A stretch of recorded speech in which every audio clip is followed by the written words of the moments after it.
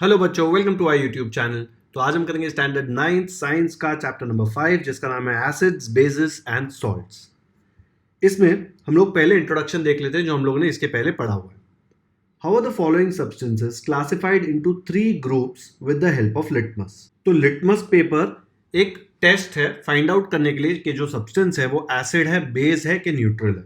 तो अगर blue colour का लिटमस जो है वो रेड बन जाता है तो हम बोलते हैं कि जो सब्सटेंस है वो एसिडिक है। मतलब अगर आपने हाथ में ब्लू कलर का लिटमस पेपर लिया और एक सब्सटेंस को टच किया और वो लिटमस पेपर रेड हो गया तो हम बोलेंगे कि भाई वो सब्सटेंस जो है वो एसिड है, क्योंकि एसिड में ही वो पावर होता है जो ब्लू लिटमस पेपर को रेड बना देता है।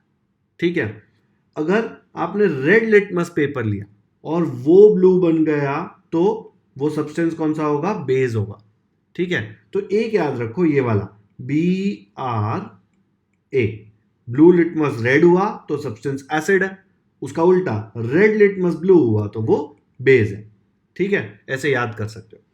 एक और चीज, अच्छा मैंने ऐसा नहीं बोल रहा हूं कि आप एसिड टेस्ट करके देखो और बेस टेस्ट करके देखो। टेस्ट नहीं करना बिकॉज इसमें काफी केमिकल्स ऐसे होते हैं जो बहुत ज्यादा डेंजरस हो सकते हैं। लेकिन आप रेगुलर जो फूड्स खाते हैं उसमें भी एसिड्स और बेसिस होते हैं, और जनरली जो एसिडिक सब्सटेंसेस होते हैं उनका टेस्ट थोड़ा खट्टा होता है। तो आपने अगर लेमन खाया होगा तो लेमन खट्टा होता है ना, तो वो एसिड है। ठीक है, वो लिटमस पेपर अगर आप इस पर रखोगे ब्लू वाला तो वो रेड बन जाएगा। टैमरिंड वो भी खट्टा होता है तो वो भी एसिड है। फिर उसके बाद ऑरेंज हमने देखा है टेस्ट करके, करेक्ट। हमने और इसमें से क्या टेस्ट करके देखा है? टोमेटो, वो भी एसिडिक होता है। एंड विनेगर, विनेगर भी एक एसिड होता है। ठीक है, आया समझ में? अभी यहां पे कुछ ऐसे सब्सटेंसेस है जो ना एसिड है ना बेस है, उसको बोलते हैं न्यूट्रल। ठीक है, वो किसी से झगड़ा नहीं करते, किसी की टीम में पार्टिसिपेट नहीं करते, ना एसिड ना बेस। तो जो बहुत ही एक इंपॉर्टेंट न्यूट्रल सब्सटेंस है जो हम रेगुलरली कंज्यूम करते हैं वो है वाटर। ठीक है, वाटर है न्यूट्रल। इसमें पीएच स्केल होती है जो मैं आगे जाके आपको समझाऊंगा, लेकिन अभी पहले क्लासिफाई कर लेते हैं। और ये जो बाकी सब्सटेंसेस बचे हैं ना, milk, lime, milk of magnesia, baking soda, butter milk, ये सारे बेसेस हैं। एलम के ऊपर थोड़ी कंट्रोवर्सी है। एलम बेसिकली तो एसिडिक ही होता है, लेकिन बहुत सारे टाइप्स के एलम होते हैं इसलिए इस पर थोड़ी कंट्रोवर्सी होती है, बट जनरली ये एसिडिक होता है। ठीक है,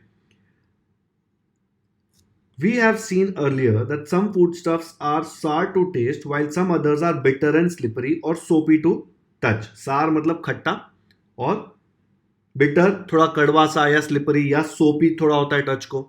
तो ये जो खट्टा होता है ना सार, वो एसिड होता है, ये जो होता है वो बेस होता है।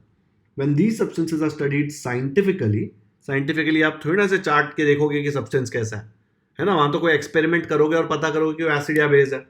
अगर साइंस ऐसे ही करते हैं तो पढ़ना ही नहीं पड़ता, सीधा टेस्ट करके बोलते हैं एसिड है, बेस है, साइंटिस्ट बनने की जरूरत ही नहीं पड़ती।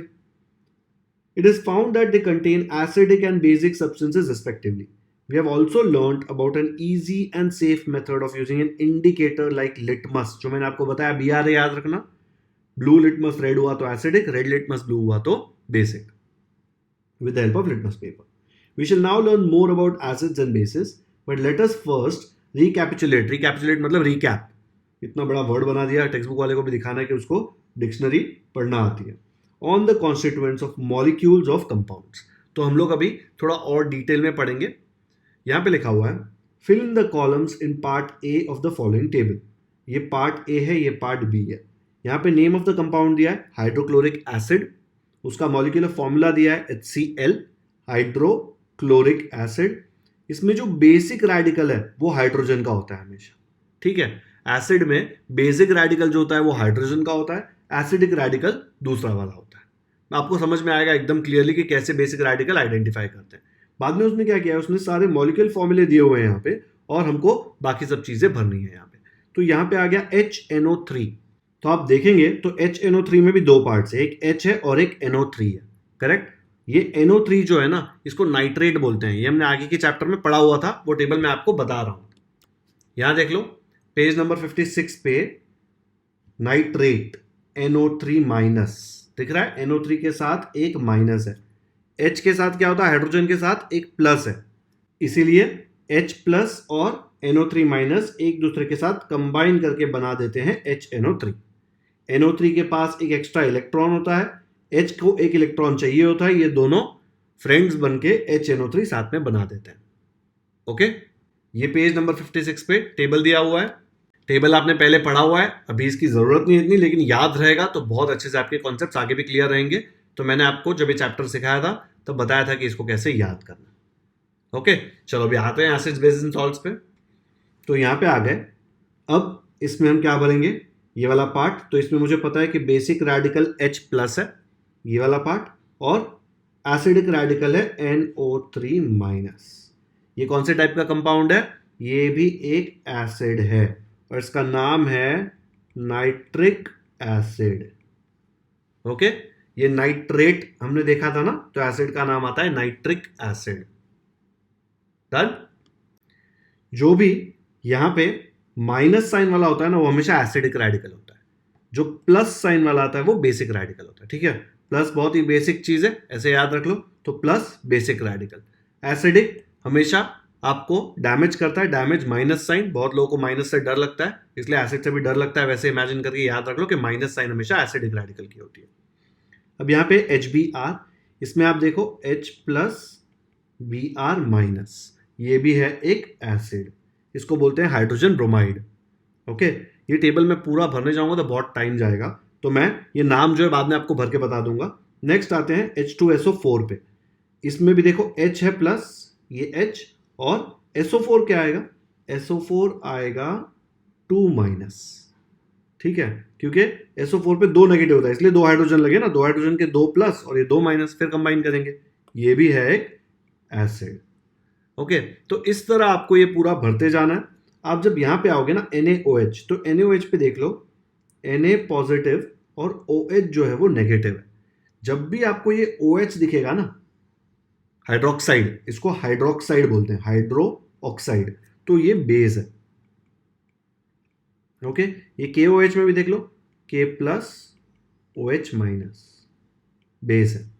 CaOH 2 में देख लो, Ca एक प्लस, 2 प्लस और OH एक माइनस, लेकिन यहाँ पे OH के 2 है, इसलिए OH 2 माइनस होगा टोटल और ये 2 प्लस होगा, दोनों कंबाइन करके एलिमेंट बनाएंगे कैल्शियम हाइड्रोक्साइड।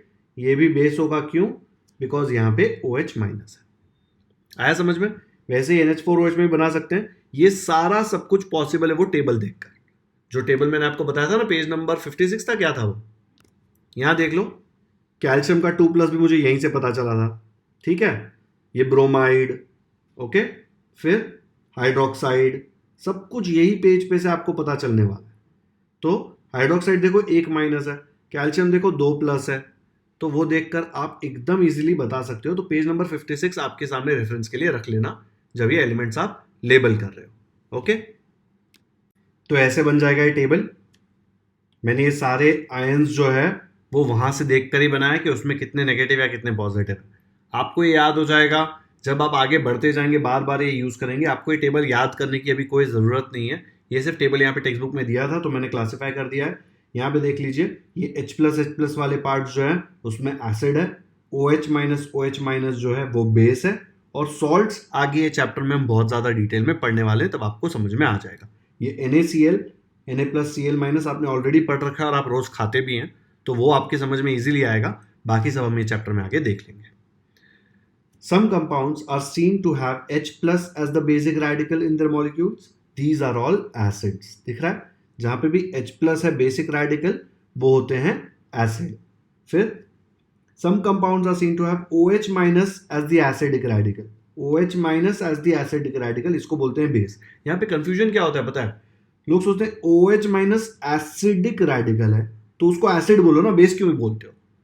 H प्लस अगर बेसिक रेडिकल है तो उसको एसिड क्यों बोलते हो यार, इन्होंने नेमिंग कन्वेंशन ही ऐसा किया है। ठीक है, तो आप हमेशा याद रख लो कि H प्लस बेसिक रेडिकल है, लेकिन जो वो मॉलिक्यूल होगा उसको हम एसिड बोलते हैं। OH माइनस एक एसिडिक रेडिकल है और वो जिसमें होता है उसको हम बेस बोलते हैं। Okay, all these compounds are bases. These ionic compounds having basic radicals other than H plus and acidic radicals other than OH minus are called salts. जो ये थे, यहाँ पे देखो ना H plus है ना OH minus कहीं पे भी, तो ना H plus है ना OH minus है, तो उसको हम क्या बोलते हैं, salts. डन। तो ये है पेज 58, यहाँ पे सिर्फ इंट्रोडक्शन दिया हुआ है। ये टेबल जो हमने भरा है ये हमने वो वाला टेबल देखकर भरा हुआ है। अब बोल रहे हैं now complete part B of the table on page 58 will be clear that there are 3 types of ionic compounds and these are acids, bases and salts. Already हमने ये देख लिया है। आयनिक कंपाउंड्स का रिकैप देखते हैं। The molecule of an ionic compound has 2 constituents, namely cation, जिसको positive ion भी बोलते हैं, और उसको बेसिक रेडिकल भी बोलते हैं। ये कैटायन वाला पार्ट हमने पहले कर लिया है। पॉजिटिव चार्ज होगा तो उसको कैटायन बोलते थे, राइट? इसलिए पॉजिटिव आयन, पॉजिटिव चार्ज होता है उसके ऊपर, और पॉजिटिव चार्ज वाला जो होता है उसको बेसिक रेडिकल बोलते हैं। दूसरा होता है एनायन, जो नेगेटिव चार्ज वाला होता है, नेगेटिव आयन, और नेगेटिव चार्ज वाले को एसिडिक रेडिकल बोलते हैं। जैसे यहाँ पे देख लो, नेगेटिव चार्ज वाले को सब जगह देखो नेगेटिव ही है, उसको एसिडिक रेडिकल बोलते हैं। जो पॉजिटिव है देखो हर जगह प्लस है ऊपर दिख रहा है, उसको बेसिक रेडिकल बोलते हैं। ओके, और पॉजिटिव चार्ज को कैटायन बोलते हैं और नेगेटिव चार्ज को एनायन बोलते हैं। अभी एक ही चीज के बहुत सारे नाम हैं, आपको याद रखने पड़ेंगे। There is a force of attraction between these ions as they are oppositely charged. Plus और माइनस हमेशा एक दूसरे को अट्रैक्ट करते हैं, ठीक है, and that is called the ionic bond. और ये जो एक दूसरे को अट्रैक्ट करते हैं ना और एक बॉन्ड बनाते हैं, उसको आयोनिक बॉन्ड बोलते हैं। ठीक है, ये भी हमने पढ़ा था। आयोनिक क्यों? बिकॉज ये प्लस वाला और माइनस वाला दोनों आयन है। ये कैटायन है, ये एनायन है। आयन आयन आ रहा है ना नाम में, दिख रहा है आयन, आयोनिक बॉन्ड इसलिए बोलते हैं उसको। ठीक है, the force of attraction between one positive charge on a cation and one negative charge on an anion makes one ionic bond. 2 ionic bond भी पॉसिबल है, 3 भी पॉसिबल है। तो आप अगर Na देखेंगे, सोडियम, ये मैंने आपको पहले भी एक्सप्लेन किया था कि Na का इलेक्ट्रॉनिक कॉन्फ़िगरेशन क्या होता है, 281। 281 माने इसके पहले शेल में 2 इलेक्ट्रॉन्स, उसके बाद वाले शेल में 8 इलेक्ट्रॉन्स, और लास्ट वाले शेल में उसमें 1 इलेक्ट्रॉन। वैलेंसी पढ़ी थी ना हमने। तो ये 1 इलेक्ट्रॉन इसको स्टेबल नहीं बनाता ना, तो ये 1 इलेक्ट्रॉन डोनेट कर देता है। ठीक है, जैसे ये डोनेट किया इसने तो अच्छा आदमी बन गया, तो इसके ऊपर एक प्लस साइन आ जाती है। क्यों प्लस साइन आई? क्योंकि 1 इलेक्ट्रॉन दे दिया ना, नेगेटिविटी चली गई एक, तो उसको प्लस साइन मिल गई। क्लोरीन में क्या होता है? क्लोरीन का 287 इलेक्ट्रॉनिक कॉन्फ़िगरेशन। पहले शेल में देखो 2 इलेक्ट्रॉन है, फिर सेकंड शेल में 8 है, और थर्ड शेल में 7 है। एक मिसिंग है, देखो यहाँ पे सब जगह 2-2 की जोड़ी है, यहाँ पे एक मिसिंग है, तो इसको 1 दे देंगे तो ये स्टेबल बन जाएगा। तो यहाँ पे जो 1 इलेक्ट्रॉन इसने दिया था वो इसने ले लिया, तो इसको 1 इलेक्ट्रॉन मिला, इसमें नेगेटिविटी आई, इलेक्ट्रॉन नेगेटिव होता है इसलिए इसके ऊपर एक नेगेटिव चार्ज। तो ये लोग दोनों मिल बांट कर जिंदगी गुजार सकते हैं। ये 1 इलेक्ट्रॉन दे देगा, ये 1 इलेक्ट्रॉन ले लेगा। ठीक है, तो ये दोनों ने ऐसे किया, देखो Na ने 1 इलेक्ट्रॉन दे दिया, क्लोरीन ने वो इलेक्ट्रॉन ले लिया, दोनों स्टेबल बन गए साथ में और बना दिया NaCl। ये एक साथ रहेंगे ऐसे, इट्स अ बॉन्ड। आप ये रोज आपके घर में देखते हैं या फिर खाते हैं। नमक जो होता है, सॉल्ट, वो NaCl होता है, वो ऐसे बनता है। आप एक नमक का दाना लेंगे तो आपको दिखेगा नहीं ऐसे, बिकॉज ऑब्वियसली बॉन्ड्स वैसे नहीं दिखते, बट केमिकल लेवल पे अगर आप जाके देखें तो Na और Cl ऐसे होता है। एक पे प्लस है, एक पे माइनस है, दोनों एक दूसरे को टाइट पकड़ के रखते हैं, because plus minus opposites attract करते हैं एक दूसरे को। एक ही इलेक्ट्रॉन का एक्सचेंज हो रहा है, इसलिए एक ही आयोनिक बॉन्ड है, one ionic bond. Okay, while studying static electricity we have learned that there is a natural tendency of any body to change from an electrically charged state into an electrically neutral state। हर एक charge को neutral बनने में बहुत मजा आता है, क्योंकि अगर वो प्लस या माइनस रहेगा ना तो उस पर कोई भी अटैक कर सकता है। ठीक है, तो यहाँ पे आप देखेंगे ये Na प्लस और Cl माइनस दोनों को न्यूट्रल बनना है, इसलिए दोनों साथ मिल जाते हैं। ठीक है, ये पूरे का चार्ज क्या होगा, 1 + 1 - प्लस 1 - 1 0 हो जाता है ना। तो चार्ज की जगह पे न्यूट्रल, न्यूट्रल मतलब जीरो चार्ज, उसको न्यूट्रल बोलते हैं। याद रखना, न्यूट्रल मतलब जीरो चार्ज। हमने यहाँ पे देखा था, देखो यहाँ पे प्लस है, माइनस है, तो बेसिक और एसिडिक। अगर न्यूट्रल हुआ तो उस पर कोई चार्ज ही नहीं होगा। Okay, why then is an electrically charged ion formed from an electrically balanced, that is neutral atom? तो फिर ये ऐसा किया ही क्यों भाई? अगर सबको न्यूट्रल स्टेट में रहना है तो ये वाले स्टेट में जाने की जरूरत क्या है? The explanation lies in the electronic configuration of atoms। क्योंकि यहाँ पे स्टेबिलिटी नहीं है। ये जो 1 इलेक्ट्रॉन बाहर घूम रहा है ना, यहाँ वहां घूम रहा है रास्ते पे, वो स्टेबल नहीं है। यहाँ पे जो 7 है ना, ये 7 स्टेबल नहीं है, लेकिन अगर इनकी टीम में एक और इलेक्ट्रॉन आ गया तो ये लोग एक मस्त फैमिली टीम बना लेंगे। ठीक है, तो जो शेल होता है वो स्टेबल होना चाहिए, और शेल के ऊपर मैंने बहुत ज्यादा डिटेल में आपको ऑलरेडी पढ़ा दिया है इलेक्ट्रॉनिक कॉन्फ़िगरेशन के ऊपर। Figure 5.1 shows how the sodium and chlorine atoms form the Na plus and Cl minus ions and as a result how the NaCl salt is formed. ये पूरा मैंने आपको एक्सप्लेन कर दिया. Na अपना एक इलेक्ट्रॉन दे देता है, Cl वो इलेक्ट्रॉन ले लेता है, दोनों यहाँ पे मिल जाते हैं और बना लेते हैं NaCl. ठीक है, ये डायग्राम समझना. देखो पहले Na का एक्सप्लेन किया, फिर Cl का एक्सप्लेन किया, फिर दोनों का साथ में एक्सप्लेन किया. ये बहुत इंपॉर्टेंट है. अगर आपको इलेक्ट्रॉनिक कॉन्फ़िगरेशन से फॉर्मेशन ऑफ कंपाउंड एक्सप्लेन करने बोला तो ये आना चाहिए. देख कर डर लग रहा है, बहुत ईजी है, सर्कल ही बनाने हैं sir. Okay, formation of the compound NaCl. The outermost shell of sodium and chlorine atoms is not a complete octet. Octet मतलब 8 स्टेबल होता है, याद है ना. However, outermost shells in both the Na plus and Cl minus ions are complete octet. जैसे ये Na plus हुआ, इधर देखो इसमें 2 और इसमें 8 ऑक्टेट बन गया. पहले एक एक्स्ट्रा था, उसको फेंक दिया. इसमें बाहर 7 थे, इसने क्या किया, एक इलेक्ट्रॉन ले लिया. जैसे एक इलेक्ट्रॉन ले लिया, यहाँ पे भी 2 की जोड़ी बन गई. तो देखो बाहर कितने बन गए, 2 2 4 6 और 8. इसका भी ऑक्टेट बन गया. जैसे ही ऑक्टेट बन गया वो थोड़े स्टेबल बन जाते हैं. ठीक है. However, the outermost shells in both the Na plus and Cl minus ions are complete octet. An electronic configuration with a complete octet indicates a stable state.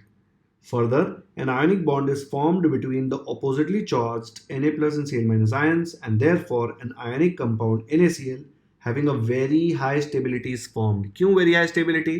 Because ये +1 और -1 मिलके 0 बन जाता है, चार्ज 0 हो जाता है. इसका चार्ज 0 है, मतलब इसके ऊपर कोई अटैक नहीं करेगा. ठीक है, स्टेबल बन जाता है. Dissociation of ionic compounds. Dissociation मतलब, एसोसिएशन का मतलब आपको पता है ना, एक साथ आने को एसोसिएशन बोलते हैं. डिसोसिएशन मतलब ब्रेकअप होना, टूटना. What are the resulting mixtures formed by mixing the following substances. आप वाटर एंड सॉल्ट को मिक्स कर दो, वाटर एंड शुगर को कर दो, वाटर एंड सैंड को कर दो, एंड वाटर एंड सॉडस्ट को कर दो. जब आप वाटर एंड सॉल्ट को करते हो, ठीक है, सॉल्ट एक आयोनिक कंपाउंड है, अभी हमने देखा था NaCl. An ionic compound forms an aqueous और एक्वियस. क्या आप कुछ भी प्रोनाउंस कर सकते हो, बट एक्वेयस मतलब पानी. एक्वाफिना वाटर होता है ना, तो इसलिए इसको एक्वेयस या aqueous solution on dissolving in water बोलते हैं. In the solid state the oppositely charged ions in the ionic compound are sitting side by side. देखो यहाँ पे बाजू बाजू में बैठे हैं, हाथ पकड़ के. आप बोल सकते हैं ये हाथ पकड़ के बैठे हैं. वो हाथ में Na ने एक इलेक्ट्रॉन Cl को दिया था, इसलिए वो लोग ने एक कंपाउंड बना दिया था आयनिक बॉन्ड फॉर्म करके. लेकिन जैसे ही आपने उसको पानी में डाला, जब उसको पानी में नहीं डाला था साइड बाय साइड बैठे थे, लेकिन ionic compound begins to dissolve in water. जब उसको पानी में डालेंगे तो दोनों के हाथ छूट जाते हैं. ऐसे सोचो, 2 दोस्त हाथ पकड़ के बैठे थे नॉर्मली ऐसे जमीन पर, लेकिन पानी में डाला तो दोनों का हाथ छूट गया, बिकॉज दोनों बचने की कोशिश कर रहे हैं. The water molecules penetrate in between the ions of the compound and separate them from each other. वो दोनों दोस्तों को अलग कर देते हैं. That is to say, an ionic compound dissociates during formation of an aqueous solution. तो ये पानी वाला जो सोल्यूशन बनता है aqueous NaCl का, उसमें आयनिक कंपाउंड क्या हो जाता है, डिसोसिएट. उसके जो सॉल्ट के आयंस है वो अलग हो जाते हैं. जैसे अगर NaCl आपने पानी में डाला तो Na प्लस और Cl माइनस दोनों अलग हो जाते हैं, उनके बीच में पानी आ जाता है. ठीक है. Each of the dissociated ions in the aqueous solution is surrounded by water molecules. अगर आप ये फिगर देखें, यहाँ पे देखो, यहाँ पे पानी लिया हुआ है और उसमें ये सॉल्ट डाला. जैसे ही आप उसमें सॉल्ट डालेंगे, पहले हवा में जब यहाँ पे था तो वो NaCl पूरा साथ में था, लेकिन जैसे ही वो पानी में गिरता है यहाँ पे और अंदर पिघलने लगता है, तो ये ग्रीन कलर, ब्लैक कलर आपको दिख रहा है, ये अलग अलग आयॉन्स बन रहे हैं. ठीक है, तो Na प्लस और Cl माइनस अलग अलग अलग बॉल्स बनते जा रहे हैं. दिख रहा है आपको, दिखेगा नहीं एग्जैक्टली ऐसा, बट ऐसा होता है. तो जो एक्वेस सोल्यूशन ऑफ सॉल्ट होता है, जब पिघलने के बाद जो बनता है, उसमें क्या होता है, Na और Cl के अलग अलग आयॉन्स होते हैं. दिख रहे हैं, इनके बीच का बॉन्ड टूट जाता है. तो इसको लिखते कैसे हैं, the state is indicated by writing AQ meaning aqueous on the right of the symbol of the ion. Bracket में AQ डाल देते हैं. यहां पे देख लो, NaCl सॉलिड था, जब वाटर में डाला तो क्या हो गया, वो डिसोसिएशन हो गया उसका, दोनों अलग हो गए. कौन अलग हो गए, Na और Cl. तो Na अलग हुआ क्योंकि उसके ऊपर पॉजिटिव चार्ज है, तो ब्रैकेट में AQ बिकॉज पानी में अलग हो रहे हैं, और Cl नेगेटिव चार्ज होता है, उस पर AQ क्योंकि पानी में आएगा. जब जमीन पर बैठे तो साथ में थे, जब पानी में डाला तो ऐसे हो गए. ब्रैकेट में AQ क्यों डाला, क्योंकि पता चलना चाहिए कि पानी में डाला है भाई. ऐसा नहीं है Na plus plus Cl minus ऐसे ही अलग नहीं हो सकते, पानी में अलग हो जाते हैं. Arrhenius theory of acids and bases. The Swedish scientist Arrhenius put forth a theory of acids and bases in the year 1887. PUBG Instagram तब कुछ था नहीं ना, तो उसके पास टाइम ही टाइम था लाइफ में. तो वो जब टाइम था तो उसने साइंस पे ध्यान दिया और रिसर्च करके अपनी थियोरी बनाई. This theory gives definitions of acids and bases as follows. Acid का उसने क्या डेफिनेशन दिया? An acid is a substance which on dissolving in water, याद रखना है डिसॉल्विंग पे क्या होता है, डिसॉल्विंग पे H प्लस आयन बने तो वो एसिड है. तो क्या बोल रहा है? An acid is a substance which on dissolving in water gives rise to H plus ion is the only cation. दूसरा कोई पॉजिटिव चार्ज वाला आयन है ही नहीं, H प्लस हाइड्रोजन वाला ही होगा कैटायन, तो बोलेंगे एसिड. किसने बोला? आर्हेनियस ने बोला. फॉर एग्जाम्पल आप HCl ले लो, हाइड्रोक्लोरिक एसिड, सल्फ्यूरिक एसिड, और ये कार्बोनिक एसिड भी बोलते हैं इसको, H2CO3 को. तो HCl को आपने जैसे ही पानी में डाला तो क्या हो जाएगा? H प्लस और Cl माइनस अलग हो जाएंगे, और ये ब्रैकेट में एक क्यों डालना? क्योंकि पानी में अलग हुए हैं. आपने सल्फ्यूरिक एसिड को भी डाला तो वो भी H प्लस अलग और SO4 यहाँ पे HSO4 माइनस अलग आ जाएगा. ठीक है. और जब ये HSO4 माइनस पानी में और अलग होगा तो वो H प्लस और SO42 माइनस में और अलग होगा. ठीक है, आया समझ में? ये इसके दो पार्ट्स है. देखो पहले H2SO4 हाइड्रोजन, एक हाइड्रोजन अलग होता है और एक हाइड्रोजन के साथ रह जाता है. ठीक है. फिर इसको भी और यही सेम चीज रही. देखो इसको और पानी में डिसोसिएशन हुआ तो इसका एक H है वो भी बाहर निकल जाता है और इसके पास सिर्फ SO42 माइनस अलग से बनता है. ठीक है. तो जब आप H2SO4 पानी में डालेंगे तो आपको H प्लस और SO42 माइनस अलग अलग मिलते रहेंगे. डन. अभी आपको इनके नाम पूछे गए हैं. What are the names of the following compounds? NH3 ये एक बहुत ही कॉमन कंपाउंड है, अमोनिया. NH3 का मतलब होता है अमोनिया. अमोनिया का एक बहुत ही कॉमन एग्जांपल दूं तो जब आप पब्लिक रेस्टरूम में, स्कूल में या कहीं पे सुसु करने जाते हो तो एक अजीब सी स्मेल आती है. क्यों? बिकॉज सुसु जब हवा के साथ रिएक्ट करती है तो अमोनिया और ऐसे कुछ अलग अलग कंपाउंड्स बनते हैं, और जो स्मेल होती है ना बहुत स्कूल के टॉयलेट्स में या बाहर वाले टॉयलेट्स में आती है, वो अमोनिया की स्मेल होती है. ठीक है. Na2O is nothing but sodium oxide, glass ceramics वगैरह में यूज होता है. CaO is nothing but calcium oxide, जो लाइम होता है उसको कैल्शियम ऑक्साइड बोलते हैं. अभी इसके आगे का क्वेश्चन सॉल्व करने के पहले अरेनियस की थ्योरी, हमने एसिड का डेफिनेशन देख लिया कि an acid is a substance which on dissolving in water gives rise to H plus ions as the only cation. ठीक है. H plus is the only cation, then उसको बोलते हैं एसिड. फिर उसने बेस के बारे में क्या बोला कि a base is a substance which on dissolving in water gives rise to the OH minus ion as the only anion, और कोई नेगेटिव चार्ज वाला आयन है ही नहीं वहां पे, तो उसको बेस बोलते हैं. ठीक है. तो यहां पे देख लो ये तीन तो हमने सॉल्व कर लिया. अब when the above compounds are mixed with water they combine with water. देखो यहाँ पे मिक्स करके बताया हुआ है. complete the following table and show what ions are formed and what type of compounds are these. Acid है, base है कि सॉल्ट है, बताना है. ये जो ब्रैकेट में Gl, ये L है. ठीक है, 1 नहीं है. ये जो दिख रहा है ना ये उसका स्टेट है. G मतलब गैस, L मतलब लिक्विड, S मतलब सॉलिड, AQ मैंने आपको ऑलरेडी बताया एक्वेयस, पानी वाला सोल्यूशन. ठीक है.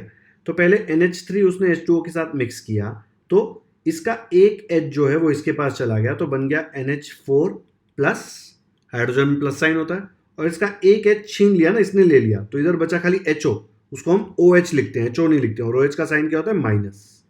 ठीक है. दिख रहा है only negative is OH minus. तो ये कौन से टाइप का कंपाउंड हुआ? ये हुआ बेस. ठीक है. ओनली नेगेटिव आयन, देखो ये नेगेटिव नहीं है, यही नेगेटिव है, और नेगेटिव में सिर्फ OH माइनस है.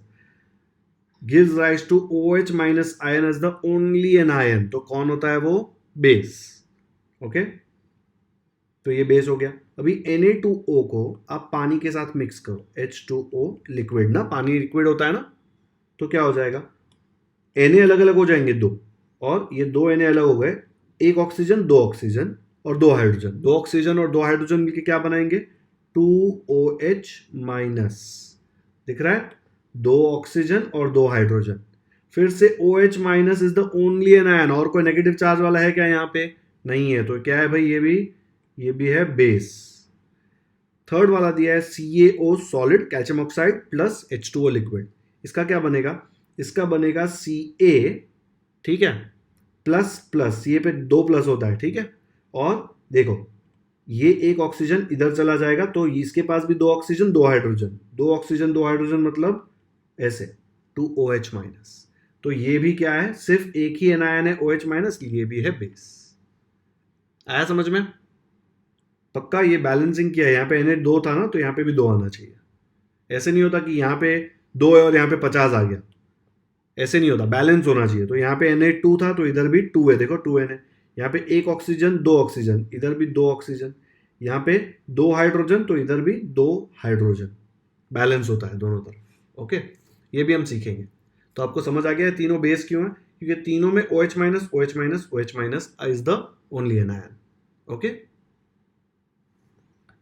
तो ये भी हमने कर लिया बेस। अब इसने और एग्जांपल दिया है NaOH, सोडियम हाइड्रोक्साइड को उसने पानी में डाला तो डिसोसिएशन होकर क्या होगा, Na अलग हो जाएगा और OH माइनस अलग हो जाएगा।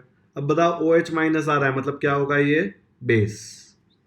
जब CaOH2 को डाला तो Ca अपना 2 प्लस हो जाएगा और OH ऐसे आ जाएगा 2OH माइनस, फिर से OH माइनस आया मतलब क्या बन गया, ये बेस।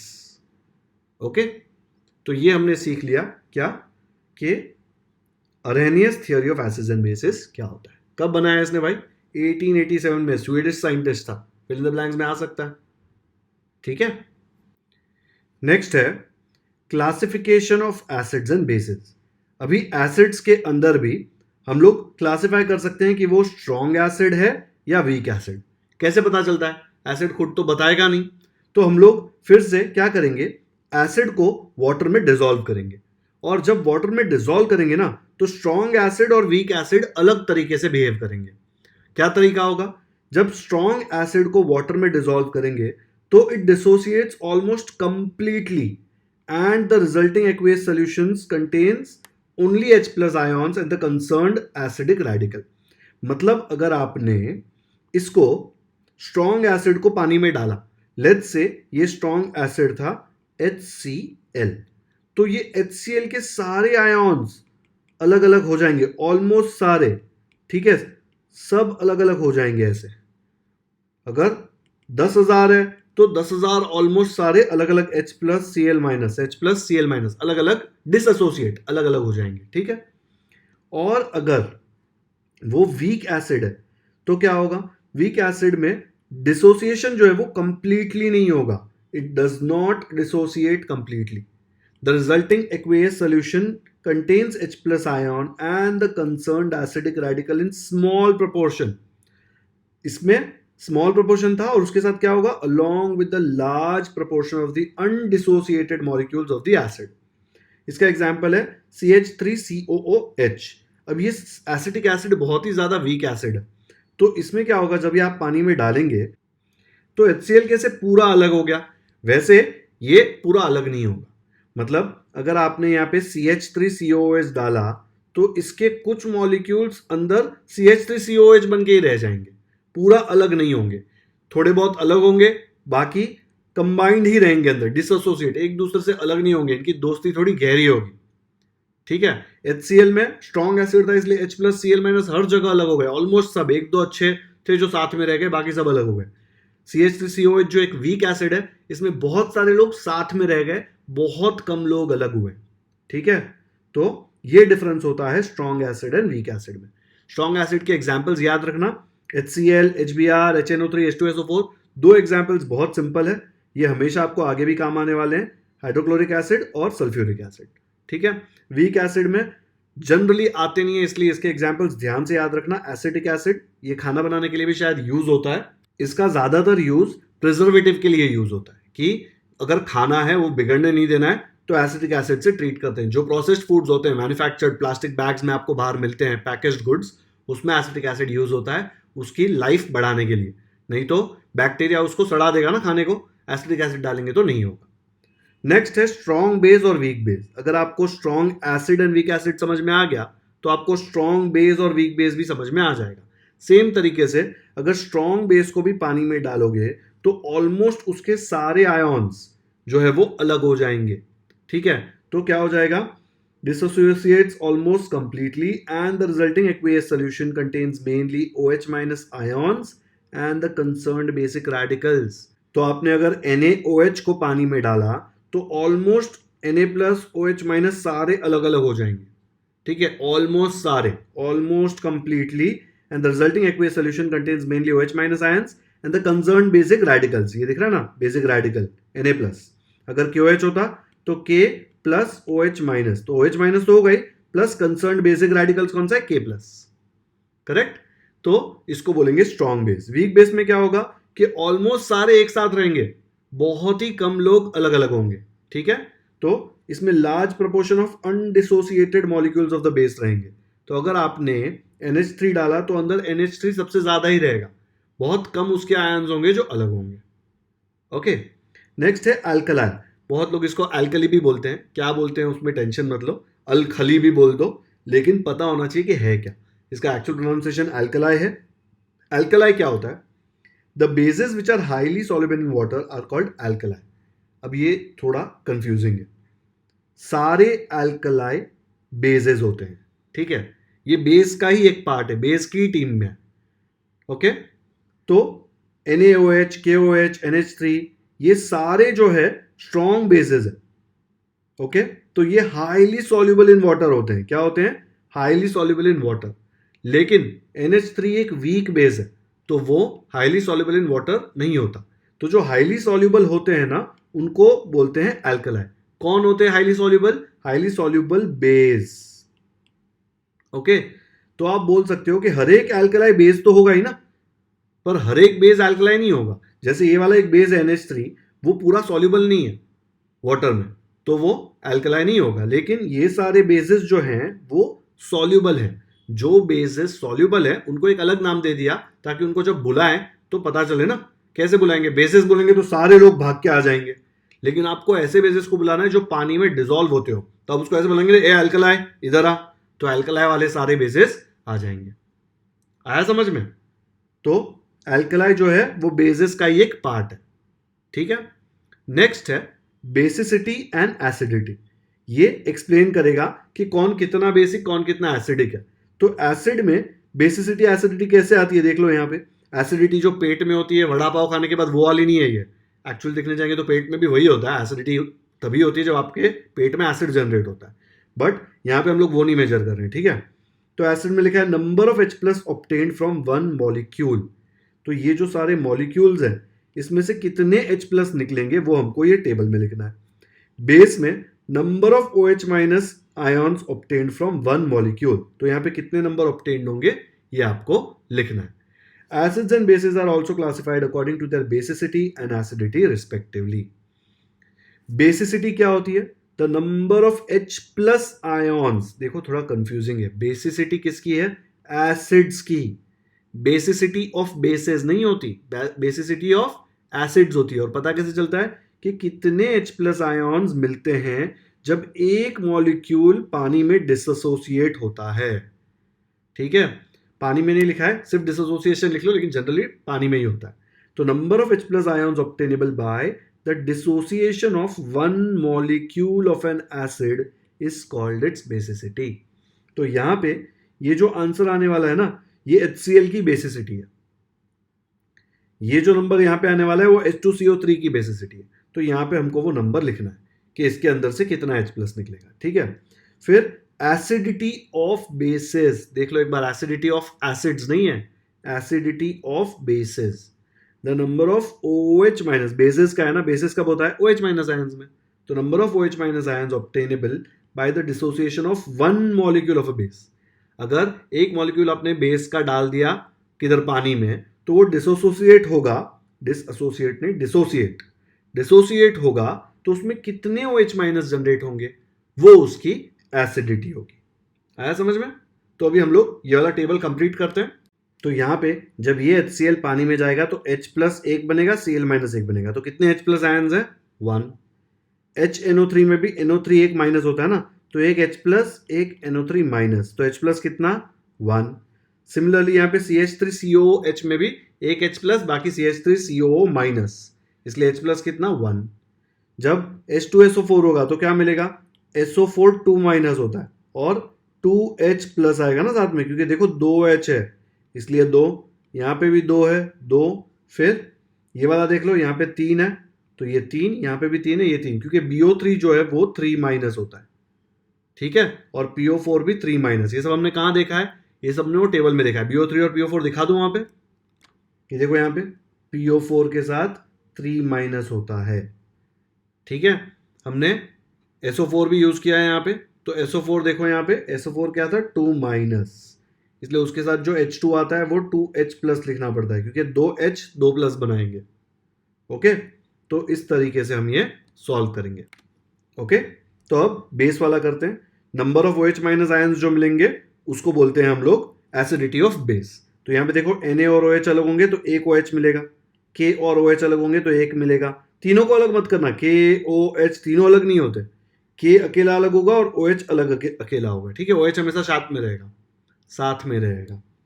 तो यहाँ पे एक OH, इधर भी देखो OH, यहाँ पे 2 OH है साथ में तो 2, इधर भी 2 OH है तो यहाँ पे भी 2, यहाँ पे 3 OH है, यहाँ पे भी 3 OH है, यहाँ पे सिर्फ एक OH तो एक आएगा, ठीक है।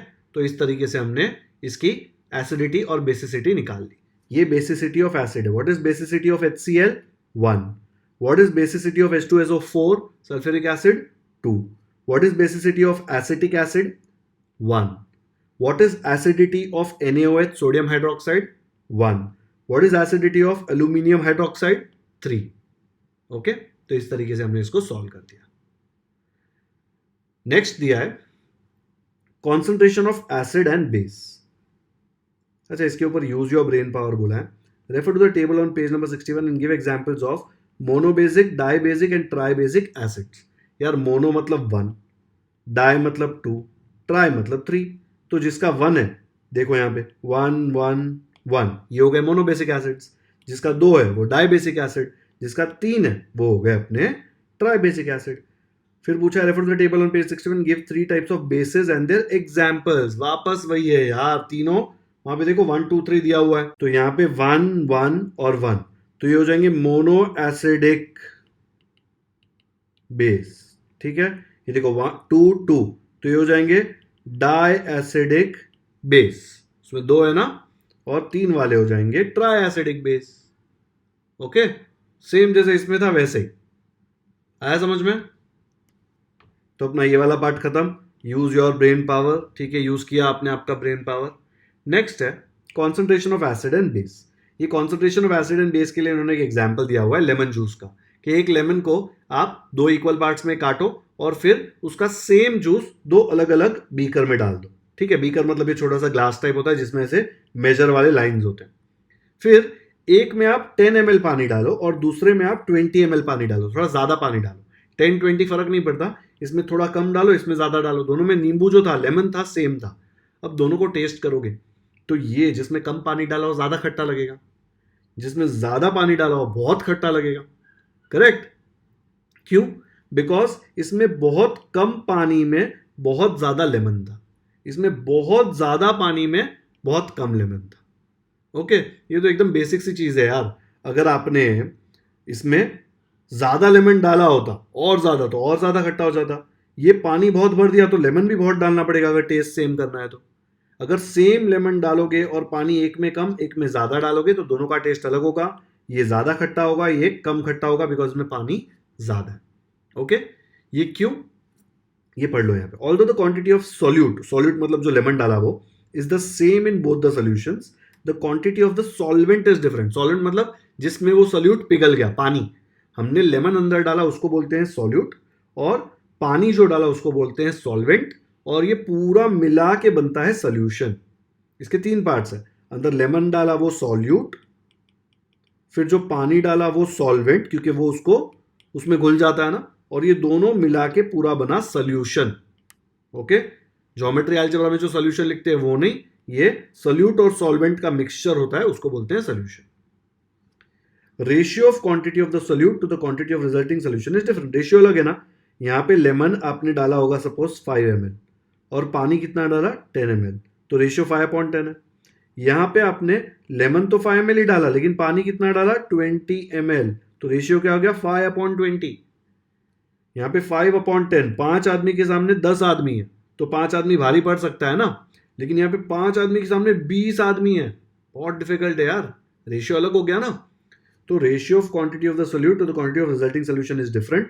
Ratio is larger for the solution in the first beaker, यहाँ पे 5/10 में रेशियो बड़ा है, and therefore that solution taste more sour, ज्यादा खट्टा लगता है।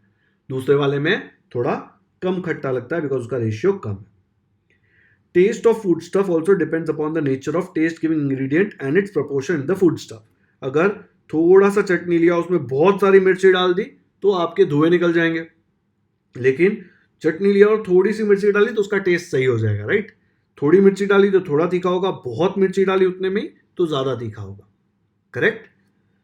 Similarly, all the properties of solution depend on the nature of the solute and the solvent and also on the proportion of the solute in the solution. Nature पे भी depend करता है वो क्या है, कैसा है, तीखा है, नहीं है. The proportion of a solute in a solution is called the concentration of the solute in the solution. जितना उसमें solute है उसको क्या बोलते हैं, concentration of the solute in the solution. ये जो word है ना concentration, ये बहुत यूज होने वाला है. मैं जब बोलता हूँ concentrate करो वो वाला नहीं, एसिड कितने कॉन्सेंट्रेट वाला है उसके लिए यूज होगा. When the concentration of a solute in the solution is high, ज्यादा कॉन्सेंट्रेट है, बहुत ज्यादा डाल दिया है, तो जो concentrated solution है, while the solution is called a dilute solution when the concentration of the solute is low, उसको dilute बोलते हैं. जैसे ये dilute solution, क्योंकि इसमें लेमन है लेकिन पानी बहुत ज्यादा है, इसमें लेमन है लेकिन पानी बहुत कम है, तो इसको बोलेंगे concentrated solution. कौन सा solution? Concentrated solution. Several units are used to express the concentration of a solution. अभी ऐसे थोड़ी ना हवा में बोल सकते हैं कि बहुत ज्यादा, बहुत कम, कितना, एक नंबर देना पड़ेगा, उसको कुछ हम लोग को मेजर करना पड़ेगा, क्योंकि केमिस्ट्री में जब एक्सपेरिमेंट करेंगे तो आपको कितना उसमें लिक्विड डालना है वो डिपेंड करेगा कि उसकी स्ट्रेंथ क्या है, वो हाईली कॉन्सेंट्रेटेड है कि वो डाइल्यूट है. Two of these units are used more frequently. The first unit is the mass of the solute in grams dissolved in 1 liter of the solution. एकदम सिंपल है. 1 लीटर सोल्यूशन में आपने कितने ग्राम solute डाला, अगर आपने 2 ग्राम्स डाला तो आप बोलेंगे 2 ग्राम्स पर लीटर. देखो ग्राम्स पर मतलब ये लाइन और लीटर. अगर आपने 10 ग्राम्स डाला है तो आप क्या बोलेंगे, 10 ग्राम्स पर litre. The second unit is the number of moles of the solute. Number of moles बहुत ज्यादा डिटेल में हमने मेजरमेंट ऑफ मैटर में पढ़ा था. एवोगैड्रोस नंबर, मोल कैसे निकालते हैं, मैंने बहुत ज्यादा सिखाया अच्छे से, आपको जाके देखना पड़ेगा, ठीक है. तो सेकेंड यूनिट क्या है, number of moles of the solute dissolved in 1 litre of the solution. अभी ये पूरा वर्ड बोलने में बहुत ताकत लगती है ना, number of moles of the solute dissolved in 1 litre of the solution, और ये वर्ड बहुत यूज होता है, तो इसको एक सिंगल नाम दे दिया जिसको बोल दिया मोलैरिटी. ठीक है, मोलैरिटी का मतलब क्या, number of moles of the solute dissolved in 1 litre of the solution. तो लेट्स से आपने NaCl का 1 मोल डिसॉल्व किया 1 लीटर में, तो इसकी मोलैरिटी क्या हो गई, मोलैरिटी हो गई 1. अगर इसके 2 मोल डिसॉल्व किए 1 लीटर पानी में तो मोलैरिटी क्या हो गई 2. अगर इसके 12 मोल्स डिसॉल्व किए 1 लीटर पानी में तो मोलैरिटी क्या हो गई 12. Number of moles dissolved in 1 liter of the solution. Okay, the molarity of the solution is indicated by writing its molecular formula inside a square bracket. तो ऐसे लिखना पड़ेगा, molarity of NaCl equal to 1. थक जाएंगे यार लिखते लिखते, shortcut लिखते हैं. तो मोलैरिटी लिखना होगा तो हम लोग एक स्क्वायर ब्रैकेट ऐसे बना देते हैं, उसके अंदर NaCl लिखा, तो स्क्वायर ब्रैकेट का मतलब क्या है, molarity of NaCl equal to 1. Short form है, ये पूरा नहीं लिखने का, ऐसा लिखने का तो किसको भी समझ में आ जाएगा कि अरे स्क्वायर ब्रैकेट बनाया मतलब मोलैरिटी. अलजेब्रा ज्योमेट्री मत देखना, ये सिर्फ यहां पे देखना. अगर मैं इसके अंदर लिख दूं KOH तो इसका मतलब क्या है, मोलैरिटी, इसका मतलब मोलैरिटी ऑफ KOH जो भी नंबर है इक्वल टू 3. ठीक है, फॉर एग्जाम्पल ये लिखा है, इसको कैसे रीड करेंगे, molarity of NaCl is equal to 1.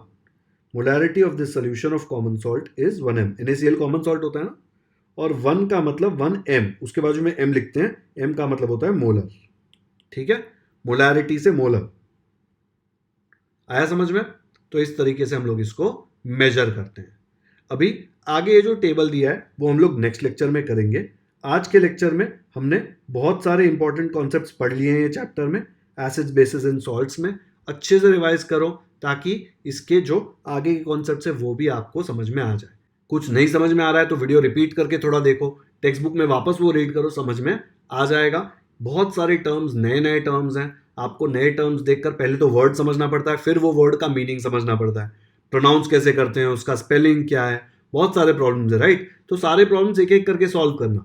Directly नहीं समझ में आया तो ऐसा नहीं कि यार ये बहुत डिफिकल्ट है, मुझे नहीं आता है, नहीं, नया वर्ड है, उसको समझो, उसका मीनिंग समझो, लेक्चर देखो, फिर से वीडियो देखो, टेक्स्ट बुक पढ़ो, तो आपको क्लियरली समझ में आ जाएगा। ये सब कुछ एग्जाम के एक दिन पहले करोगे तो थोड़ा डिफिकल्ट है, तो तब तो खाली वीडियो में जो समझा रहा हूँ वो समझ लो, लेकिन बाद में कॉन्सेप्ट समझने के लिए वीडियो समझते समझते, देखते देखते टेक्स्ट बुक भी रीड करते रहना।